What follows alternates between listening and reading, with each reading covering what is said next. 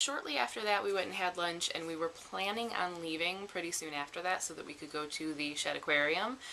But I kept seeing signs for signings by Tamra Pierce, and I missed every single one of them. Every time I would get in line, I would miss it. So I was gonna give up and we were gonna go.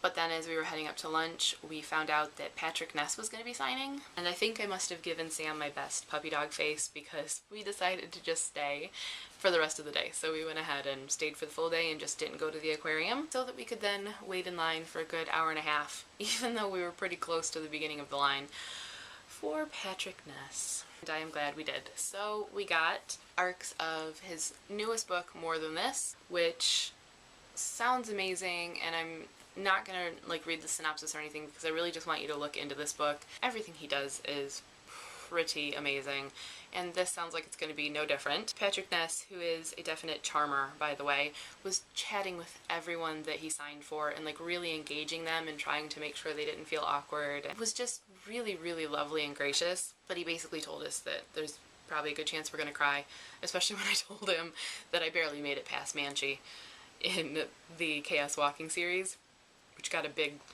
eyeballs look from him, like, oh god. So I'm a little nervous about this one, but also very, very eager. This one comes out in September. It sounds really cool and really just neat concept. And of course, you know, with his fantastic writing, can't go wrong. So really happy about this one. Of course, it's signed. Along with that, I bought copies of The Knife of Never Letting Go and The Ask and the Answer. I do technically already own The Knife of Never Letting Go, but I loaned it to a friend who is never letting go because I never got it back. And I didn't own a copy of The Ask and the Answer, so I went ahead and got those. I didn't buy the third book, Monsters of Men, partly because I already own 2 copies, US and UK, and because I love my UK copy and it's hardcover, and I didn't want to have a third copy of it, even though it would have been signed. So maybe I should have, but one of these days I'm going to tackle that book. I can't bring myself to do it yet. Patrick told me I needed to. I need to just face it. And the lady in line in front of me, who was from Wisconsin, and I didn't get her name, but hi, nice to meet you. She told me I need to just face it and that it's amazing, but I can't do it. I can't do it. And then it's over. When I read it, it's over. And the last book of the day, as we were leaving Patrick Ness, we happened to be walking by a booth that had a person in it I recognized, and I couldn't figure out why. And then I realized that it was Nancy Werlin who was signing copies of her newest book, which is Unthinkable, which, if the style looks slightly familiar, it's because it is the sequel to Impossible, which I have read and reviewed before. She said it also sort of pulls in characters or elements from Extraordinary, which I have also reviewed and got signed last time I went to ALA. And she remembered me because I have interviewed her, and she was like, wait a minute, I know that name. So that was cool, that was fun. I didn't even realize that there was a sequel to Impossible coming out, so that was also kind of a nice surprise. And this one comes out in September.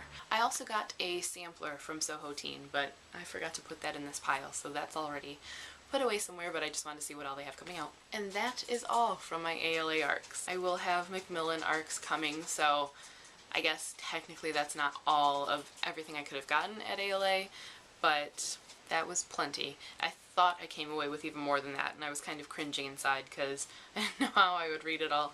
Should definitely keep me occupied for a while to come. Oh, I definitely forgot a book. Sam spotted people with really cute tote bags, and she was like, oh, we should go back.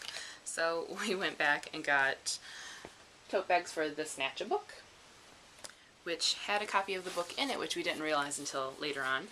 It's by Helen and Thomas Doherty, or I'm not sure how you pronounce it. But it looks like this. It's a children's book. It looks really cute, and I love the art style. And that was from Source Books, I want to say. Yes, Source Books Jabberwocky. And I'm telling you, Sam has eagle eyes because we were walking by another booth and she goes, hey, they have tote bags with a dragon on it. And I was like, what, a dragon? And I turn around. They were Hobbit tote bags. I was like, really, Sam? It's not just a dragon, it's the dragon. So we got Hobbit tote bags. And I was so excited about this that all day, every time I would look down at it, I'd go, we have Hobbit tote bags. I'm such a dork sometimes.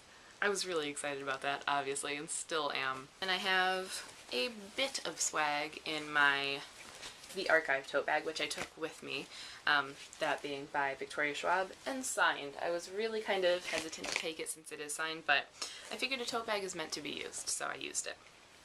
Oh, here's the Soho Teen sampler. Soho Teen. I'm not going to show you all of the swag. I didn't get as much as I did before.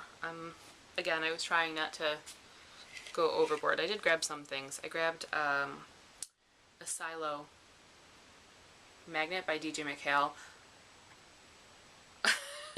I thought it was just really thick, but it's 2. It's 3. This is 3.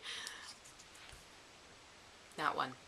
It's 3. I just got an arc of this one, so I figured I would have something to go with it, and then if I give it away, I'll have something, you know, to give away with it, which is the same for the bookmark. And I knew I did grab a couple of the bookmarks, so.